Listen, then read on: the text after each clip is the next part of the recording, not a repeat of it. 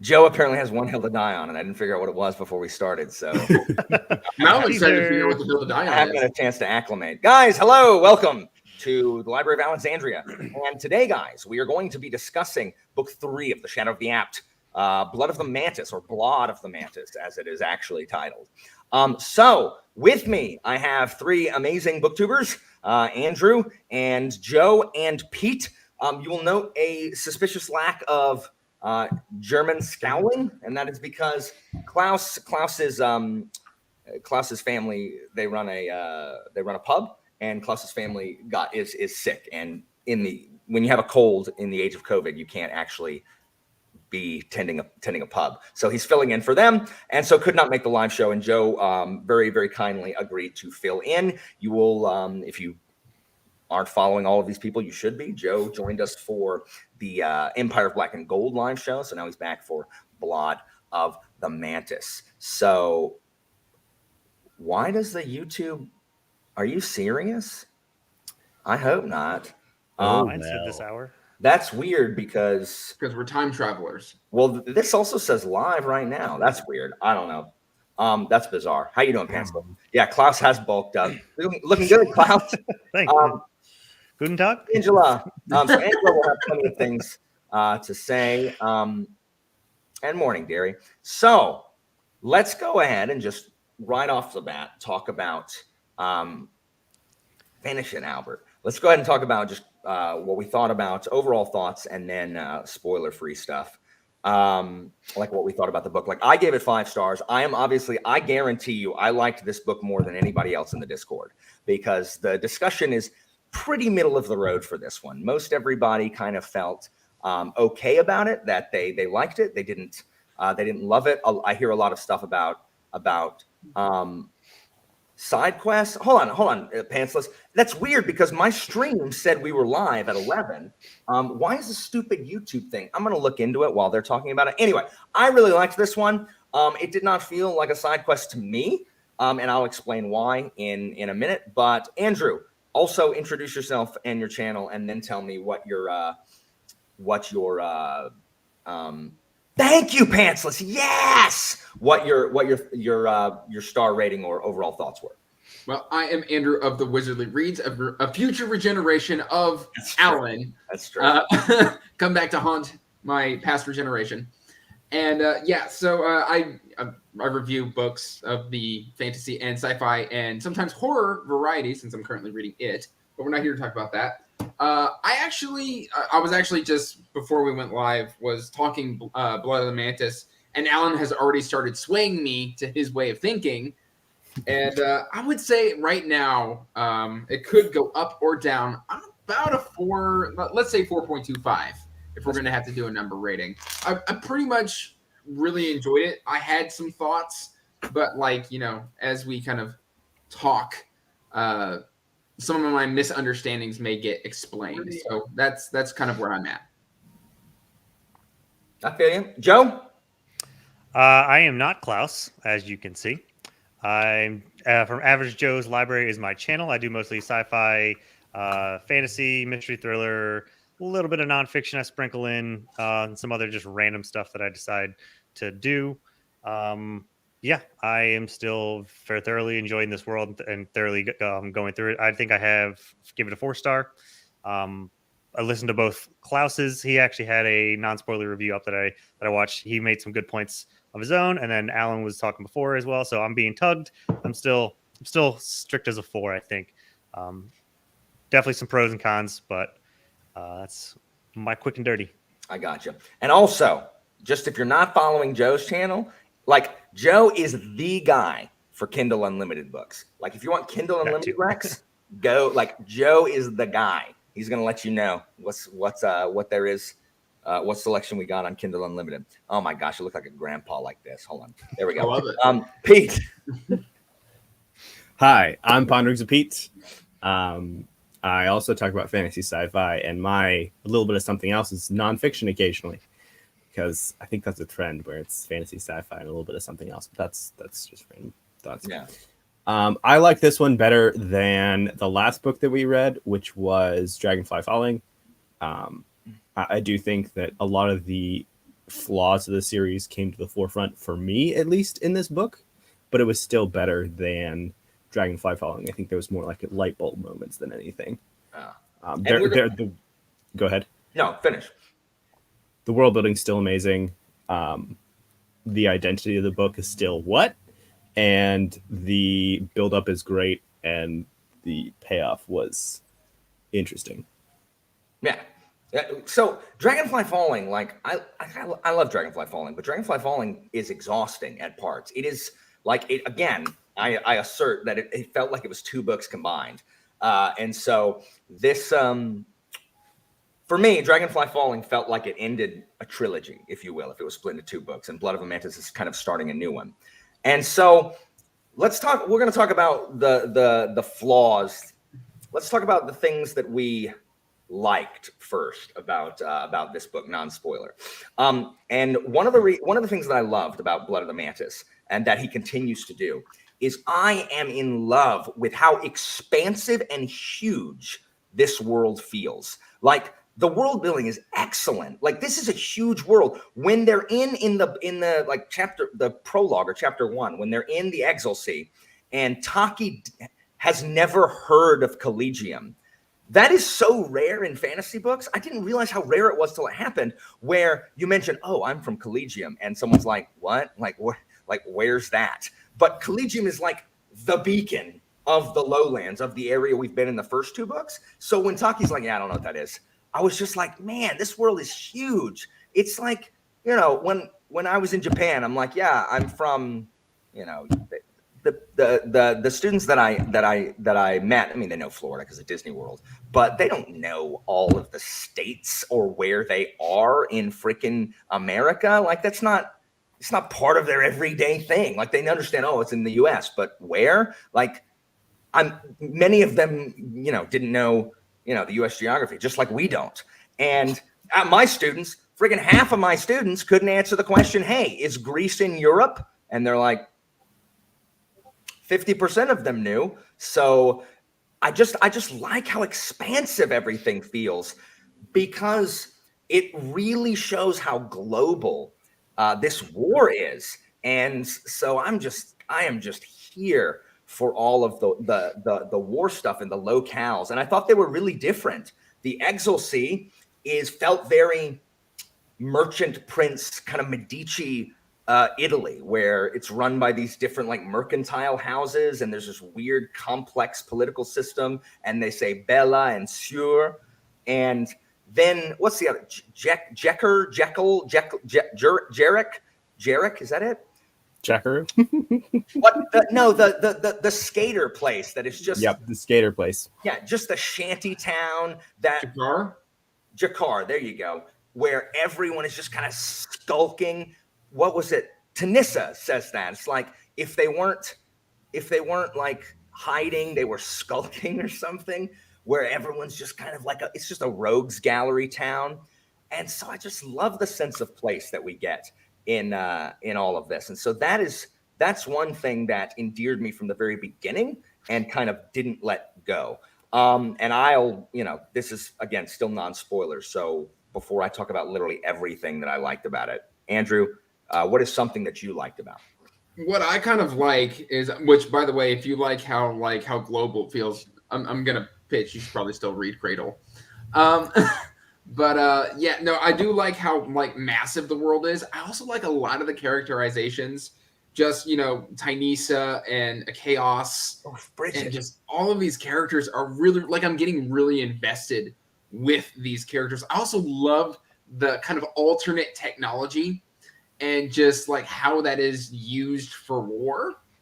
And just like, how the snap bow, or like, I mean, we get dog fights in this book, which usually like I don't care, but like the way it's done and the way the planes are like described, or they're not actually planes. I forget what they're actually called. They're some of them are. They're planes. I'll talk more about them.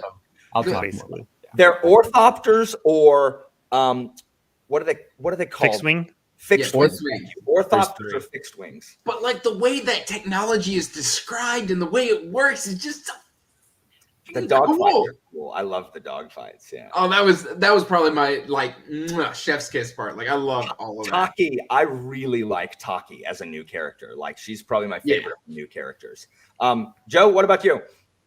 So I do agree with that. The world just keeps continuing to grow, and while I think it could be a bit much that like it just keeps getting bigger and bigger, and like you don't know when it's going to end, and that like they're so disconnected that two sides of the world don't know each other.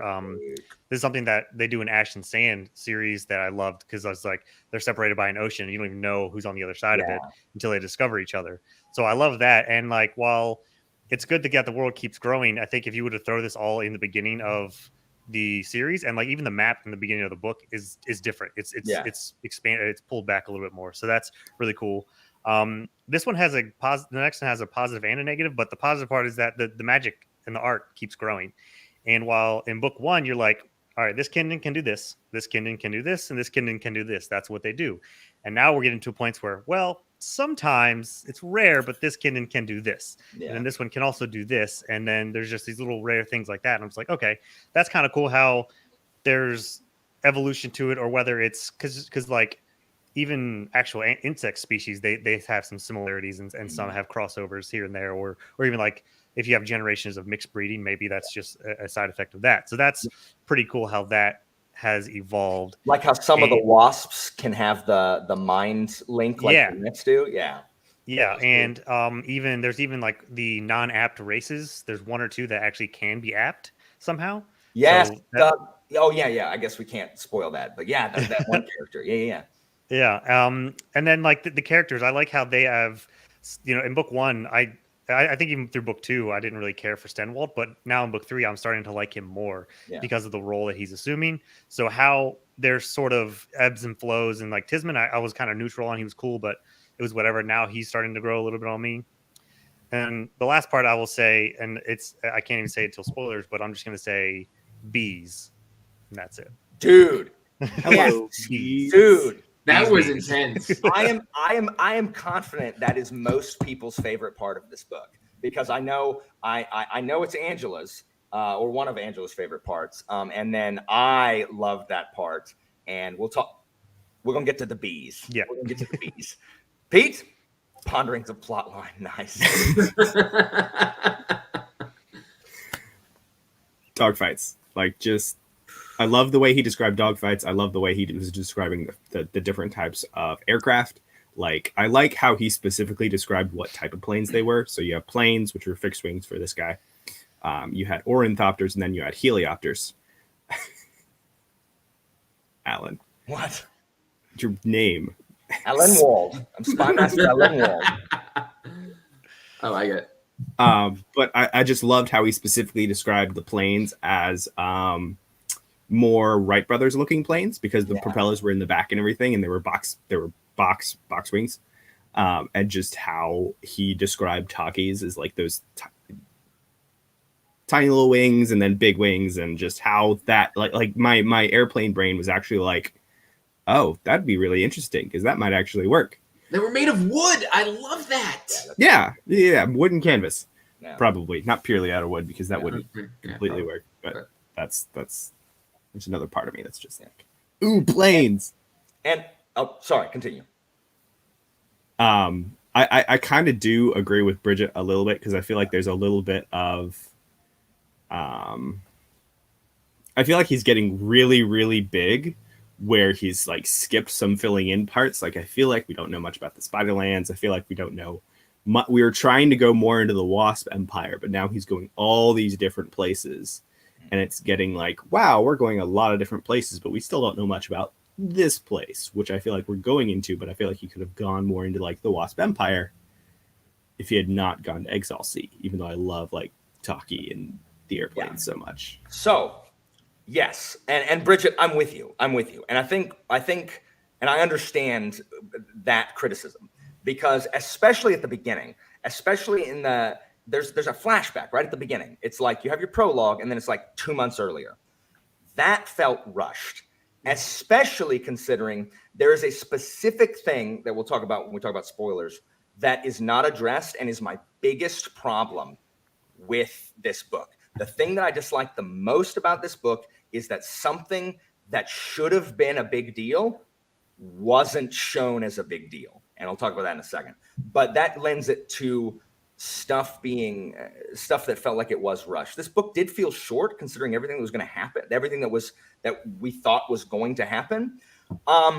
But so the problem is, here's what I think the problem is one, like, it can be hard to reconcile what the purpose of Che's mission is.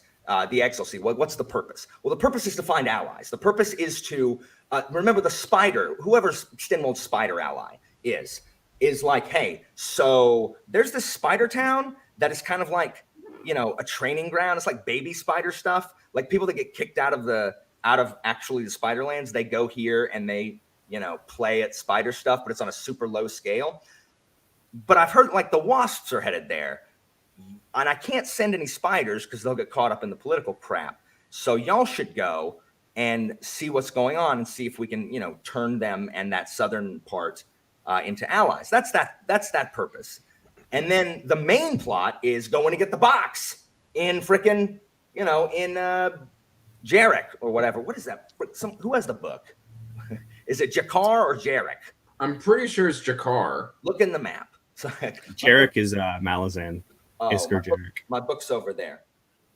Yeah, sorry about that. Jerez. Jerez. Jerez. Jerez. Okay, all right. So I think there was a lot of character development, but I think there was not. I do think there wasn't enough. Jerez. Thank you guys. I think a lot of it. So a lot of, for example, Thalric's plot or like character development kind of happened off page or whatever. But then Jerez is, you know, where the box is, and that's like the main place they need to go to get the box. And so for me, this feels it is a drastic shift from the incredibly intense action of Dragonfly Falling, which is like the entire length of Blood of the Mantis is action in Dragonfly Falling. And here we have significantly less of this. And I loved the shift because I was exhausted from Dragonfly Falling. And now we've switched from the siege to the infiltration stuff. And now we get to see the stuff that was actually intended to happen in Empire. You know, they were spies for maybe 2 pages in Empire before they were caught by the wasps. And now they're actually spies trying to figure stuff out. And so I really liked that. And I think everyone likes Che the least. And I agree. And Che, it's because I need Che to at some point become competent. Because right now, Che can't do anything. She is constantly just being saved. And I was fine with that in book 1 because, you know, she was with Akios and I thought she was going to be just like we have that one character who is inept, who, you know, knows how to use, like who has just has some apt abilities. I thought that Che was going to be, learning the magic stuff because you know Akio showed her Drakirion massage in the forest. Yeah, that was just learning how to fly. Let me teach you your art. Oh, that was gross. But like, she still can't do anything, and it's just like I'm just over it. But I love Taki. I really like. I always have a soft spot for female like pilot characters. I don't really know why, but female like airship pilots or you know fighter pilots and any of that kind of stuff in fantasy books. I don't know why I really like that. I think I just like air pirates and stuff in general. And so I really liked Taki. She was my favorite new addition. And what are you guys some of your other non-spoiler thoughts before? There's not a whole lot else we can say. A non-spoiler, but going off of what Pete and you were saying, kind of combining the two, is the thought that I have when I think that Tchaikovsky has expanded too fast. Is the lowlands is very isolated. Like they don't know a lot of what's outside the lowlands. And so this empire is just barreling in and they are desperate. And so a lot of the times they are, in fact, looking for allies, but it feels like they're going and expanding because of their desperation. But on top of that, the reason I feel like they haven't gone to the Spiderlands is because all of the Kindin have their built-in prejudices. And a lot of the people don't like the spiders because they're seen as conniving, lying, untrustworthy. They're Persia. Like they have endless other Kindin as their slaves. They're extremely wealthy. They have hordes of, soldiers and stuff. They're the last person you're going to go ask for help. Yeah. And so, they do go to the XLC looking for allies, which of course we know how that turns out. And it's just, it's a really interesting dynamic of the book because I felt like the way this world is expanding is you can feel the desperation of the lowlands, I guess is the point I'm trying to make. Yeah. It's frenetic in like going to new places because, they're trying to find allies and they already don't get along. And so like, I mean, it's this threat of this invasion and empire to even get them to talk to each other. Yeah. Let alone work together. Well, I agree. Joe, do you have any other non-spoiler thoughts? Well, my hill to die on was Che being pointless, and that she hasn't had like any contributions. And I'm like, certain she's going to, but yeah, so but far, like I'm with you. Her main contribution is bringing Akios into the fold, and now Taki, and basically that's it. She's just been like the go-between. She up until now she's felt like a character that like Adrian Tchaikovsky turned in this book, and they were like, the publishers were like, great, awesome, we love this book, but you have to write a young female character into here because we need a young female POV for our readers, for the YA audience. That's how I felt like she is, and she's just like the POV that they put with other characters that are important. He's the recruiter at every college. The HR rep is important. She's there. She's on the pamphlet. That's with brilliant. I don't think HR is supposed to sleep with the new recruits, but sometimes. Well, he joined real quick. Anyway, so Che, I still think is basically pointless for now. I will say that. Well, actually, I'll leave that. But the negative side of the art, what I was talking about, was something that Klaus mentions as his non-spoiler, is that the ancestor art keeps changing, and that while that does add depth and it's good, it could lead to when you change rules down the road, it could seem like cop outs and like with the Deus Ex Machina, whatever thing. Yeah. So that could be it. And that's all I'll say for now. The more I think about it, though, the pacing makes sense because nobody knew about the Wasp invasion, and then like book 2, it's like, oh, now everybody knows about it because it's just coming upon them. Now we have winter. Now everybody has time to catch up, regroup. So the more I think about it, the more I think the pacing change works. I'm more of a plot-based person, so that's why I like book 2 way better. Yeah. But it's becoming to make more sense, and I think it'll have to see in book 4 to see the payoff. And I like Che. Like I like Che, but I just don't think she does anything so far. And I don't know if y'all have read the back of Salute the Dark, but if you haven't, you need to read the back of Salute the Dark because oh my gosh, it's gonna be so good. It's gonna be so good. I'm excited. The back is so good. Pete, any other final non-spoiler thoughts? Well, I think as the Shadows of the Apt goes on, I think we're going to start seeing a lot more polish to the books, specifically because it took Tchaikovsky 10 years to sell the series.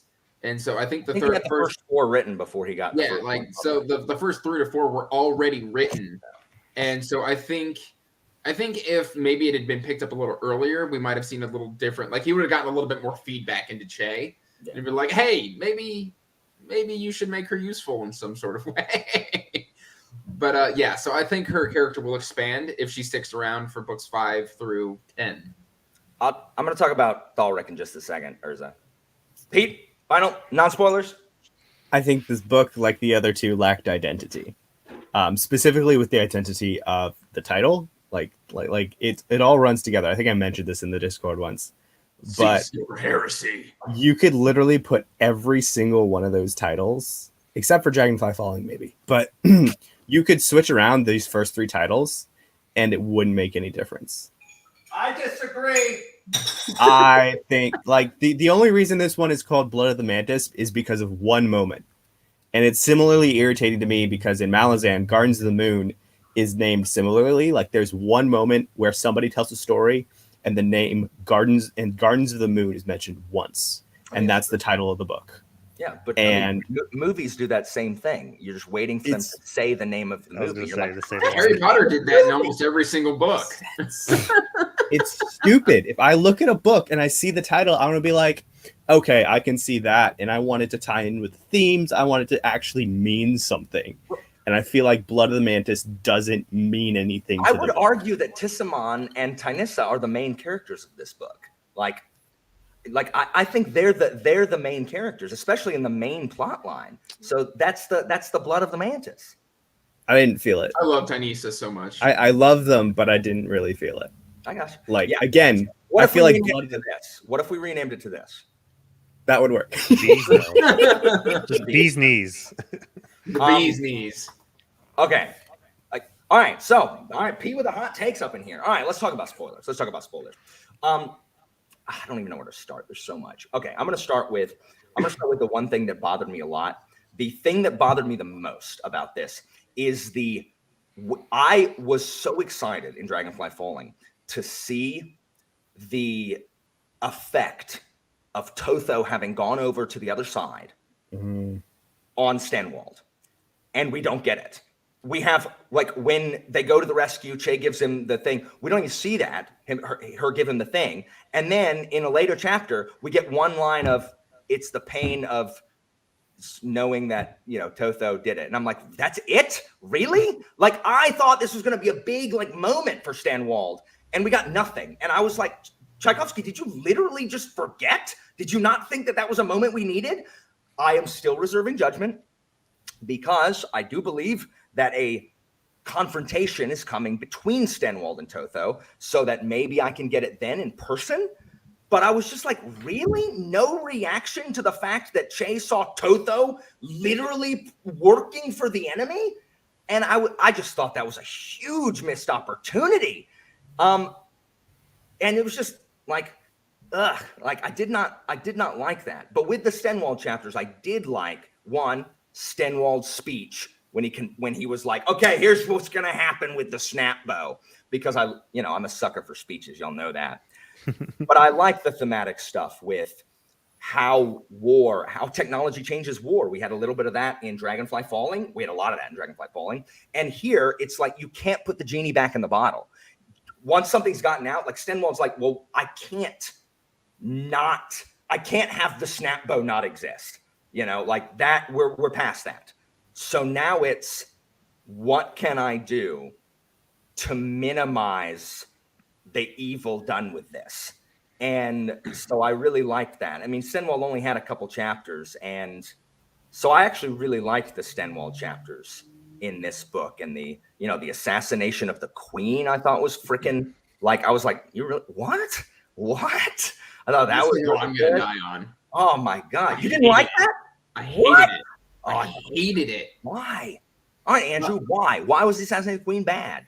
Well, no, it's not the fact that it was bad. We've been told for 3 books how great the warriors are of the Ant Kingdom and how fast they can communicate information, how they notice everything, and how they see and coordinate and everything that goes together with that. We're also told, I'm sorry, that this spy... This was excellent, Bridget. The spy who does the assassination, who's a half-ant, I'm sorry, he doesn't come across as somebody who is able to school his thoughts for 24 hours a day to keep this a secret so that nobody finds out he's about to kill the queen or betray everybody. He schools his thoughts so well that he becomes this perfect spy, but he's also super impulsive, sort of. He jumps the gun. We see him jump the gun. And then, he was just like, oh, yeah, I'm going to do it. I'm going to prove myself. He's this anxious character, and he doesn't come across as this super effective, very disciplined spy who can control every thought he has. I can see that. I mean, I can see what you're saying. I don't care. So I can see the fact that he pulls off the assassination is fine. It's what happens after the assassination and like how the assassination is reacted to by the ants that I had issue with. Because like clearly the queen would have seen who was shooting her and communicated that information if she was this ultimate warrior. I don't think she saw. He was behind a curtain. I don't think she saw, because who jumped in front of it? Stenwall? No, it was Sparrow? Yeah, Sparrow jumped in front. So I don't think she saw who shot. But the guards were there too. I don't understand why she didn't immediately be like, yeah, it was not Stenwald and the Lowlanders, because because obviously it wasn't. But I did like what Tchaikovsky was trying to say with like how the ants, it's not just barbarians that torture people.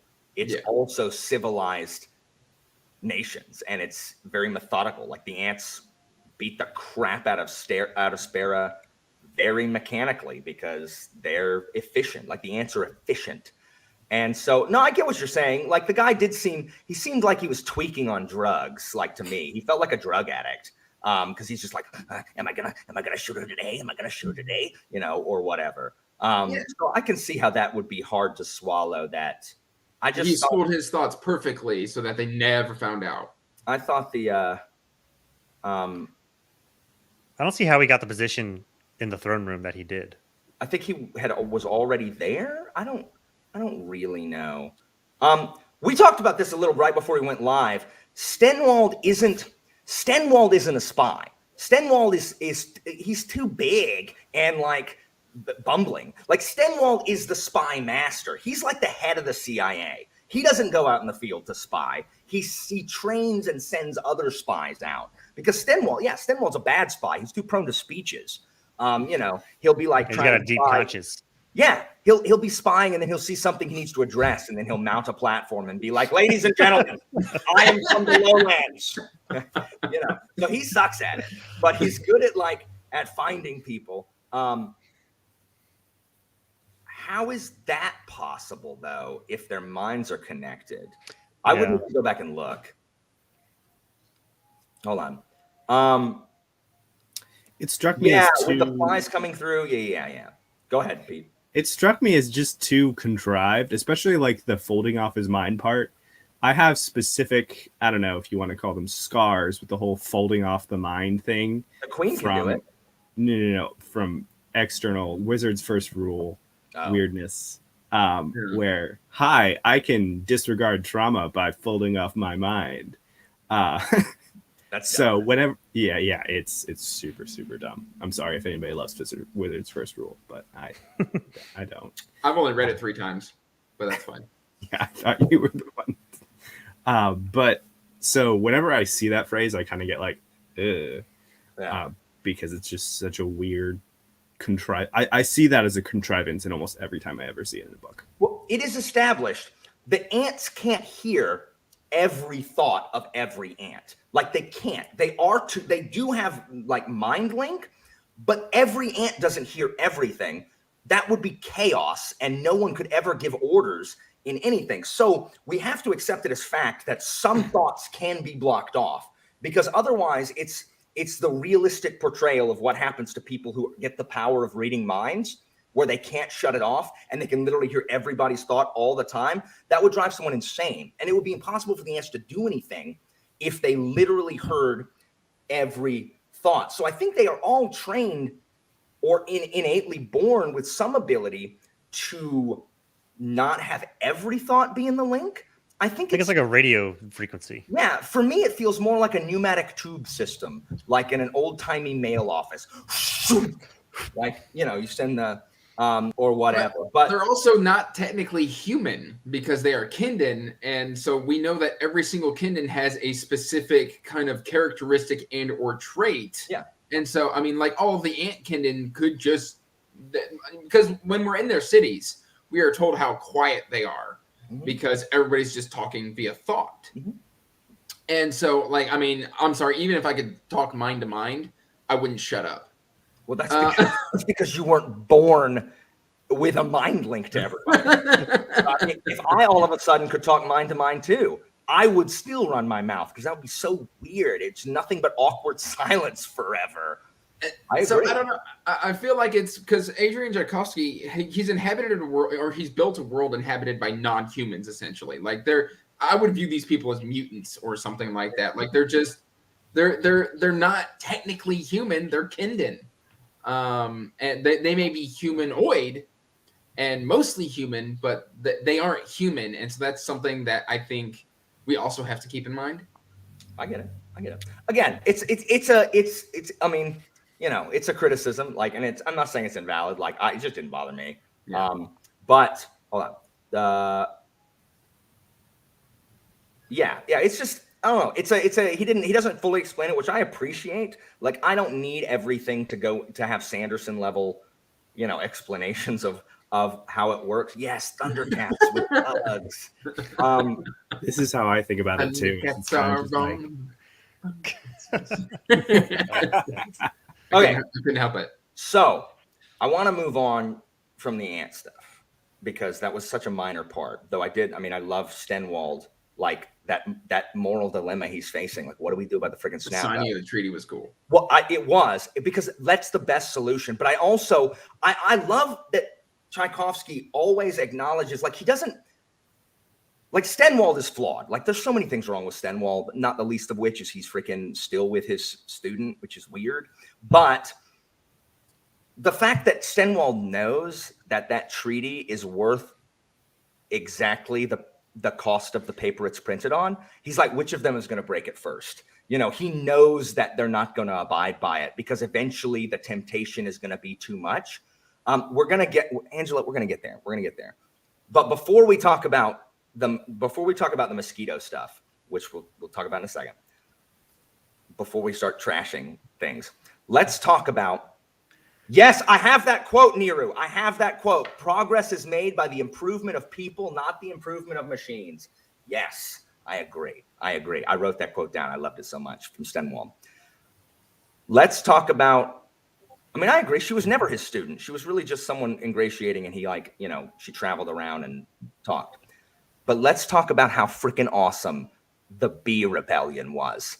The fact that the bees are overthrowing the wasps in Tsar, it was like that chapter where the wasps are like, okay, I'm sorry, what's going on? And they start seeing like roving groups of bees. Like, what are these bees doing? Like, don't they know that we have their queen and we will kill them? Like, what is going on here? I love the confusion of the governor. Who loves his position because, he just hangs out and eats food and drinks wine and there's never any trouble because the bees have fallen in line. He's like, what is happening? Why is my vacation? It's like ants at a picnic.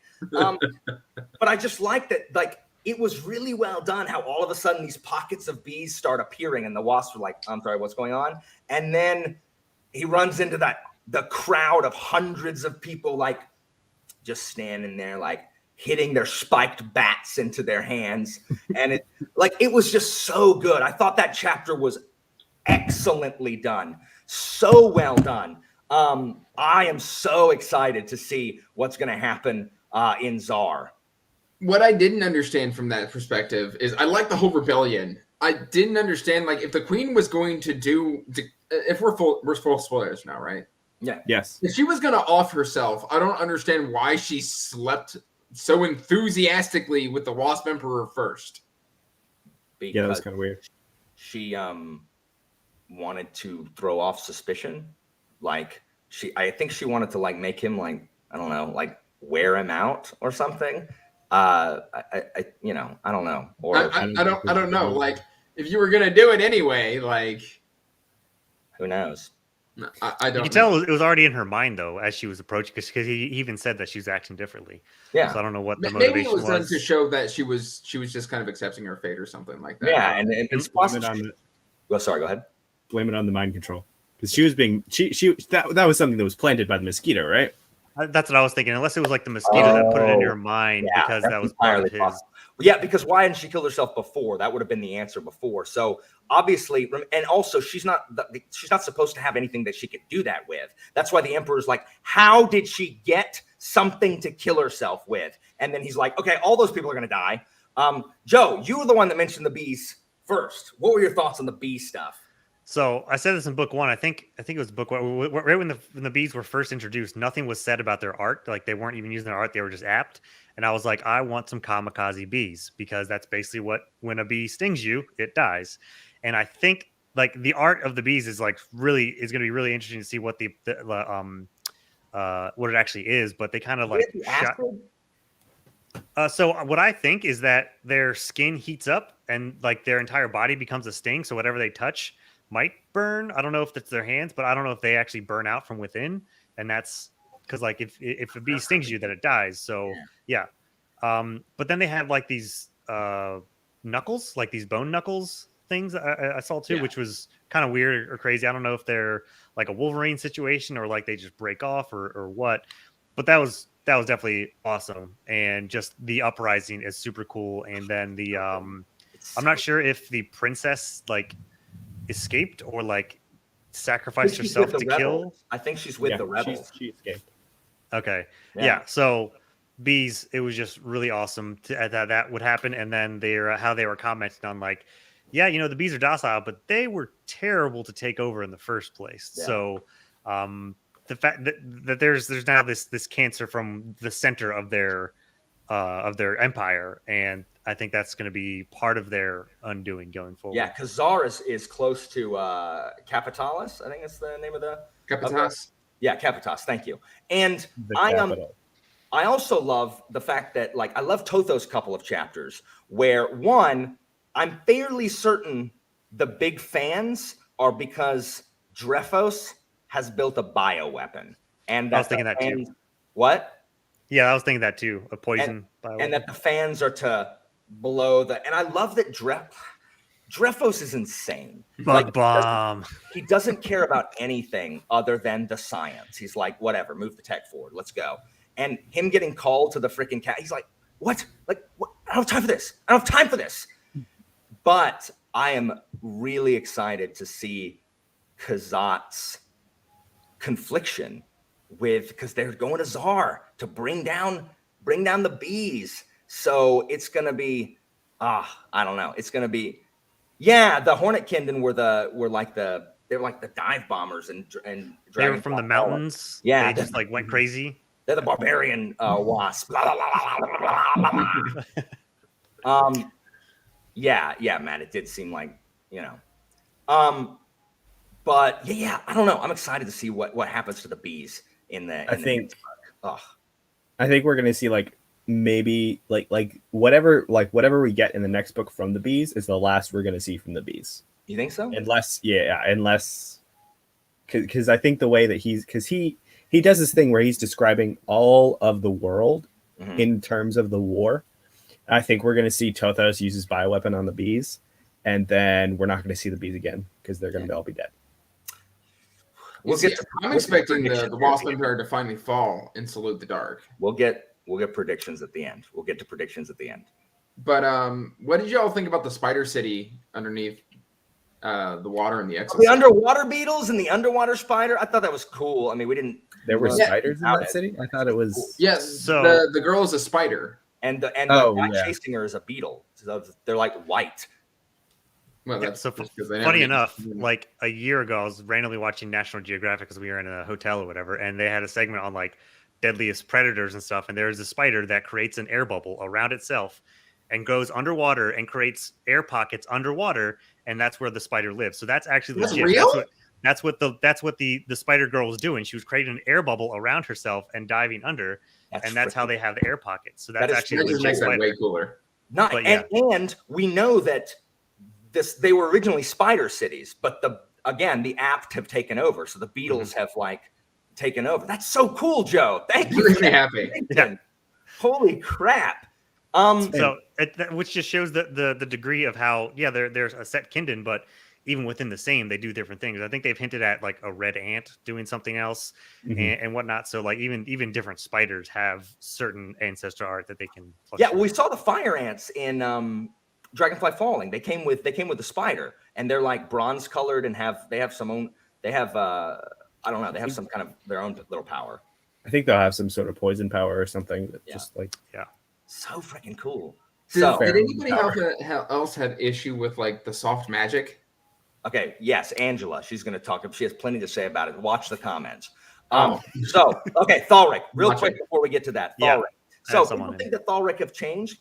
Thalric is angry. Like anger, like he was the he Cool. was the quintessential general and soldier in the first book, but we saw how hard he had to work to control his rage because he lost it a couple times in the first book. Now that he's been cut loose, he's not even bothering to control it anymore. So I do get that it feels like a different Thalric, but at the same time, Tchaikovsky showed us how angry he is inside. And so now he's just like, it's just a guy who doesn't have to, Thalric doesn't care. He's like, this sucks. Like, I want to be the Empire. Like, I'm here. I don't know why they tried to kill me. This is bull crap. And so he's just ticked off. He's just mad all the time. And that's why I think he seems really different, is because he's just so angry at his circumstances that he's not even bothering to try to hold it in anymore. But he is ticked off all the time and just yells at everybody. Well, his think whole part of- character. Go ahead, Joe. I'll say I think part of that also is that a lot of times when we see Thalric, it's through Tynissa's POV, and Tynissa is a robot basically to me. She's basically just a robot who's programmed to kill. That's just But well, I mean they're both. I think she's just trying to be like him. Yeah. So I think with those two, they're both kind of very, I guess, stoic and unemotional. So he might even be glaringly more. But I will say I did notice he was a bit more temperamental, but he's also been through different stuff. Yeah, what I was gonna say is Thalric was the perfect wasp. He hook, line, sinker swallowed the propaganda. So he was for the Empire, which you watch all the other wasps going, you don't believe that, do you? He's like, yeah, of course I believe it. Like, I am for the Empire. So when the Raketh Inlanders starts their little infighting, and literally they come after him, he's just like, okay, yeah, it's for the Empire. And then he's got to think, he's like, wait a minute. The Emperor didn't order this. This is just a bunch of people vying for power. I still serve my Emperor. So now he's starting to kind of become a little unhinged because he can't separate the Empire from the or the Emperor from the Empire. And so he's basically becoming unraveled. Yeah. Well, I think he's trying to force the issue of Empire versus Emperor. Like, he still is for the Emperor, for the Empire, when you see him try to ingratiate himself with those wasps that they first see in Jerez, where he's like, hey, so, and they're like, hey, how you doing, Major Thalric? How you doing, bud? Hi. And he's like, oh, okay, you've got guards coming. All right, that sucks. And so that goes into my predictions that I'll talk about in a minute. We'll talk about predictions in a minute. But yeah, Thalric, I still think Thalric has some Empire work to do, in my opinion. I think Thalric's going to become the next Emperor. No, I think in Salute the Dark, Sada's going to become the next Emperor, and then when she's Empress, I think Thalric's going to go back. I think Thalric's going to go back to the Empire, because I think she's going to clean out people like Maxon. Because Reiner's going to join her side when Reiner gets back. Reiner's just hiding because Maxon, had deleted his power or whatever. And when Maxon bites it, because the Emperor's not going to bite it without Maxon biting it, I think Sada, I don't know. I think I want Thalric to go back and become Empire again. I want him to become like one of the generals in the Raketh. So we'll see. But we cannot talk about this book without talking about Jerez and the skaters and the box. So people who say that the characterization is thin, this is especially true. I think it is more true with Akios than anything else. We see Akios twice, and it's never him doing anything. It's just he's just doing a thing, but we're not learning anything about him. Like Akios in this book does not feel like. Yeah, does that make sense? Like Akios doesn't have any characterization in this book at all. Pete, what are your thoughts on the stuff in Jerez? I think there was definitely some things that could have been lacking. My biggest issue was kind of like the build up to the auction. Oh, I love the auction. I thought the auction was underwhelming. What? Pete! I disagree. Pete! Disagree. I Hard might disagree. agree. I was Somewhat. like with this one, like the end of the book was just like, oh, that's it. All this stuff, like even like the going to the very last dogfight, I was super excited about it, and it lasted like a page and a half. It was like, Pete! but I think that I would have liked more knowledge going into that and setup of the different people that were in the auction. Like, let's see here, the old moth dude going for the box. That came out of nowhere. That was random. It's like, come on, can you give us a little bit of setup for that? And then like, yeah, we got the underwater beetle dude that was trying to go for the box. But I feel like besides like the wasps and the underwater beetle dude, could we have gotten a little bit more like spy stuff about like, okay, we have this person, and this person that are going to be going for that are going to be at the auction, and a little bit more background. Pete, the whole book is them talking about how many people are trying to get that box. Are you just saying you want? That's not setup. That's exposition. So you wanted to know the specific people? I want to know. I want to have more of a characterization for the auction besides They're bland hoods. people that are in masks. They're goons. They're just people who want. It's just power hungry people who want to like use it or sell it. I want to know about the power hungry people. Is that So Pete's too much advocating to for ask? more page count. Gotcha. That's Yes. what I heard. But how would we have done that? Like we would have had to have POVs from we would have No, to have we wouldn't literally have. random We could have POVs. had Tynisa and Gaved actually being, kind of spies and talking, you could have made the locals a little bit more pliable or have Tynisa and Gaved actually get in with one of the locals who hears things. Pete, and then they go if stalk the locals had somebody. been more pliable, you would be here saying, well, he talks about the skaters not being super secretive, and then they were pliable. Pete, you're killing It's me, true. Pete, But Pete, you just probably. But like he could have changed some of that stuff. But like I got to the auction, I thought somebody was going to get away from the box, and then they didn't get away from the box, and I was like, oh, okay, how is that going to set up the next book? Oh, and now the box is gone. The box is stolen, obviously. It felt like the auction was pointless. There was never a doubt in my mind they were not going to get with the box. Yeah. The next one's called Salute the Dark. They were never going to get away with that box. Like they just weren't. But I was exactly. At the end, I'm like, okay, how are they gonna lose the box? It didn't bother me. I do understand what you're saying. And some people agree with you. Reading Rainbow didn't like the auction. Bridget did not like the auction. But then, Pantsless and Angela, did we read the same book? I thought it was fine. I didn't need to know who else was going for it. I just knew there were going to be some goons. I don't really know what the people holding the auction thought was going to happen. I'm confused on why. Was that an all-out war? Yeah, like. Well, she was under the influence of the box, and so I don't think she was quite thinking super clearly. That's true. Yeah. Yeah, like she was just like, oh yeah, like she was having nightmares. She was haunted by this thing. She was just trying to get money for it, and she was like, yeah, this will work. And obviously, that was the shapeshifter, right? Yeah, the shapeshifter. Scylla, oh my gosh, can she please just die? Didn't she? So who got shot by the Who got shot by the Oh, sting it was that was her. holding the box? Yeah, We didn't she's see the dead. body. But you don't know she's dead. Yeah. It's That's like what- Star Wars. If you haven't seen the body, they're not dead. I'm taking. Yeah. Look, if I see Scylla again, I'm taking a star off. If I see Scylla again, I'm taking a star. Whatever book it is, I'm taking a star off. I am so over it. Pops She up has in been the air fake war. killed once. I'm not dealing with a second fake kill of that girl.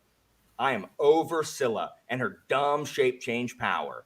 So stupid. I hate it. I hate that power. What's in the box? I thought what was in the box was freaking cool. Like, who do y'all think the box was waiting for? Because they're like, yeah, it's not you, Akios. Get out of my face. Was it Tissamon or Tynissa that the box was waiting for? Do y'all think? I think it's Tanisa. Because it could be both. Like it could be either Same one. blood. Yeah, I think Tynisa, mainly because I like to see the younger generation. I feel like that's more interesting. a lot of the times. So I think it would make more sense for it to be her. I also thought it was Tissamon, but Tanissa comes in with the glowing sword. So I don't know if like the sword was glowing because it's her.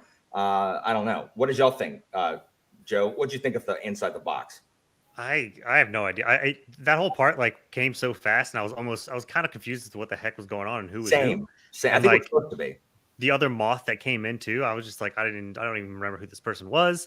And I was also still kind of confused by I forgot her name, Seth, the underwater spider. Like, there was like one paragraph where she had like an inner thought of like fooling them, of like I thought I read for how she was actually like pretending to be a victim, but she wasn't. I don't know if I misread that, and then she flipped back to not. I'll have to go back and look, but she was kind of throwing me through a loop. It was a very frenetic scene. It was very frantic, and I think it's meant to be a little bit confusing, mainly because a lot of the magic is just confusing. Yeah, it's probably Tynissa, but there was something with she cut her hand, and then there was a part where somebody else was saying that they were going to control. They already have somebody under their control, so I guess it would be Tynissa, in that if it's something with her hand. So that is the other issue that I have. Oh yeah, totally ungrateful. Screw you, Salma. That's the issue that I had. That another issue I had is that Tynissa is bitten by the mosquito, whatever her name is. Skyros? No, that's the moths. Whatever her name is, the mosquito. The one that's not octopus. No, mosquito. Yeah. It's a mosquito. The mosquito. She bites or punctures Tynissa's hand, and that's how she's tracking them or controlling Tynissa or whatever. Psychor, thank you. My problem is that what doesn't make sense is that they know that the box is magic. They know that there's a ton of magic here. Akios knows about magic. Tynissa never mentions the fact that something happened and that she keeps bleeding. And that bothered me so much. It doesn't make any sense that she wouldn't be like, hey, Akios, so I got this thing that keeps bleeding. I don't know how I got it. Do you know what that might be? It didn't make any sense to me that it seemed out of character that she wouldn't say something. And I mean, it doesn't bother me that the mosquito's using to control it. That's mosquito magic. That's fine. What bothers me is that Tanissa never mentioned it. So I don't know, Pete. I think at this point, they have no idea the mosquitoes are in play. Like I'm pretty sure they don't know the mosquitoes are still alive. They do now. Yeah. Well, Akios did. Yeah. Oh, okay. Yeah, but they had like mention of them. Yeah. Tanissa had no idea that blood magic was a thing. Mm-hmm. So how would she connect? I don't think she would connect that to magic. I do think she should have said something, and it didn't make sense for her not to say something to a certain extent. But I don't think she would have connected immediately to magic. Yeah. My problem is that they ask her, is everything okay? And she's like, no, yeah, it's fine. It's like, just say, I mean, yeah, but this weird thing on my hand keeps bleeding. Like that is what people would normally do. You know what I mean? Like, even if she didn't understand what it was, I just feel like she would be like, is this, freaking weird bleeding thing. But the mosquito magic. So yes, the magic is very soft, but I think part of that is intentional because magic is gone from the world and has been for like 500 years, ever since the apt revolution. I think we are slowly, I feel like it's intentional that we're slowly learning more about the magic as magic is kind of returning to the world. But otherwise, we are just as confused as everyone else, because even the inapt races don't really use magic on the reg, because the mantises are inapt, but they don't use magic. The spiders don't really use magic. It's really just the moths that have like holed themselves up in their mountain fastnesses. And then the mosquitoes everyone thought were dead. So I think we are slowly being introduced to it. Again, it's possible I'm giving Tchaikovsky way too much credit and that it's not intentional. It's an accident. But we'll know if we get more information about the magic eventually, or maybe we don't. So... But Tanissa's still like, oh, I don't believe in magic, even though she's inapt, even though like both of her races kind of do, and coming from Mantis. So like that's kind of weird to me. I mean, she's a little hard-headed in that sense. Yeah. I don't think the magic is slowly coming back into the world. I think the magic has always been there. It's just it's being revealed to us, the reader. Yeah. And I think the name Shadows of the Apt has a lot more meaning than we think, especially because shadows are such a big thing in the magic system of like shadows being powerful.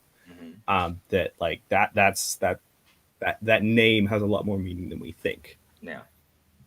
Do y'all So now think you the like a assassin title. bug dude will come back? Oh, I love the assassin bug. What, Sesta, is that his name? I like that. The only thing I didn't like was I was like, what bug is that? Like I actually wanted to think about Did you what look it bug up? it is. No.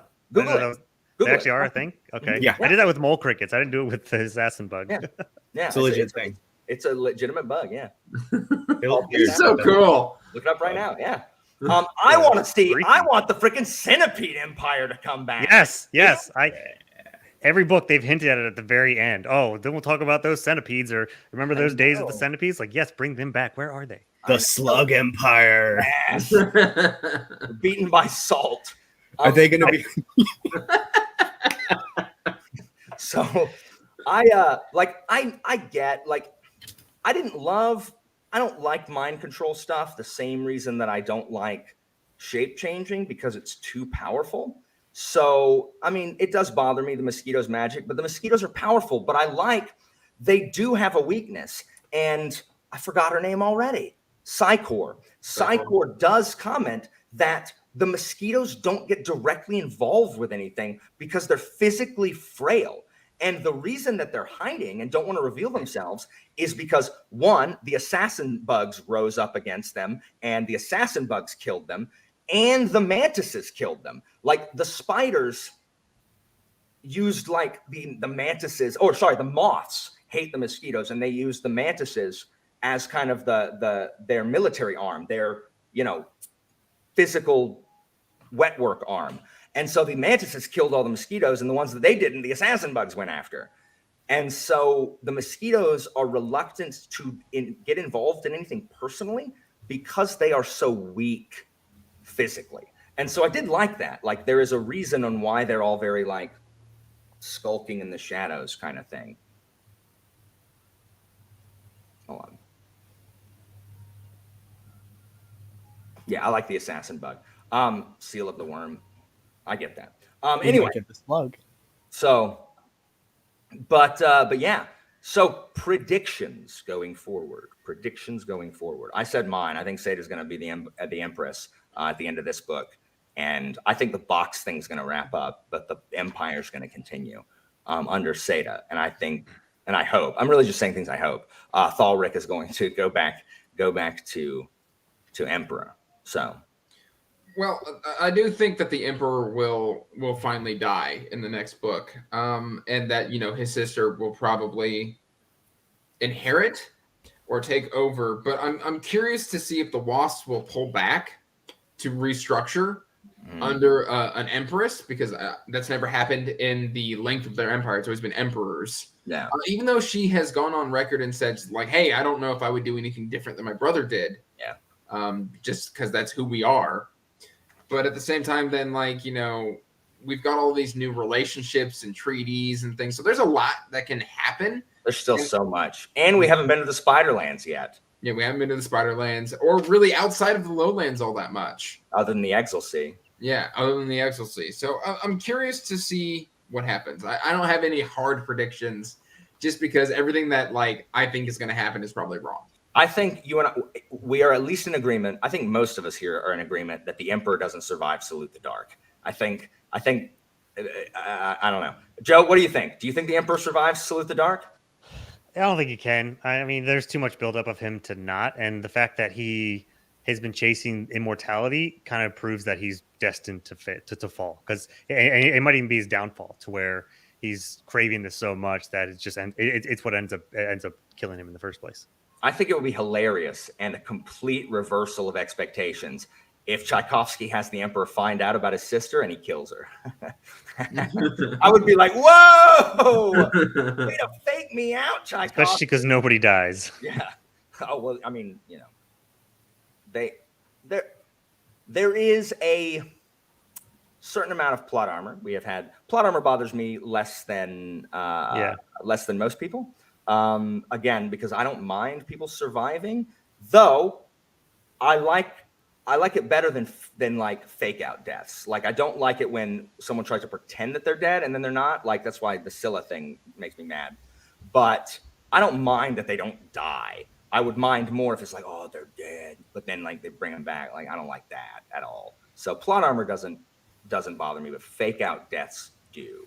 So like that stupid one in Dragonfly Falling about Salma. It's like, don't nobody believe Salma's dead. Get out of here. Prince Solmadian can eat some raw turnips. Oh, I also think Tissamon is definitely dead in this next book. I do not. You think so? Yeah, I don't think Tissamon survives. Like Joe said, Tissamon and Tynissa are very similar, and I think Tissamon has passed on all he needs to pass on to Tynissa. So I think he bites it. I would rather lose Stinwell than Tissamon. No, how dare you? There's no way. There's no way, because who's going to orchestrate any of this? Tissamon can't lead a freaking rebellion. He can't.